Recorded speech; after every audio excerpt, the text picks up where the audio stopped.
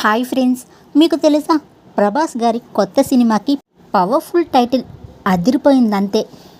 గతేడాది సలార్ మూవీతో super hit కొట్టిన ప్రభాస్ గారు ఇప్పుడు కల్కి మూవీతో మరో బ్లాక్ బస్టర్ని ఆయన ఖాతాలో వేసుకున్నారు. జూన్ 27న రిలీజ్ అయిన ఈ మూవీ ఇప్పటికీ 1000 కోట్లు దాటేసింది. దరిదాపులో కొత్త సినిమాలు కూడా ఏమీ లేవు. దీంతో బాక్సాఫీస్ వద్ద ప్రభాస్ కల్కి movie 2898 AD cinema record collections వేట ఇప్పట్లో ఆగేలా కనిపించడం లేదు కూడా. ఇదిలా ఉంటే ప్రభాస్ గారి నెక్స్ట్ మూవీ మారుతి గారి డైరెక్షన్లో ఉండనుంది. దీనికి రాజాసాబ్ అనే టైటిల్ని కూడా ఫిక్స్ చేశారు.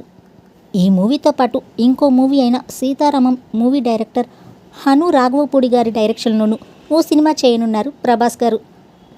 ప్రతిష్టాత్మక మైత్రి మూవీ మేకర్స్ సంస్థ నిర్మించనున్న ఈ పాన్ ఇండియా మూవీలో ప్రభాస్ గారు సైనికుడిగా కనిపించనున్నారు. అందుకే ఈ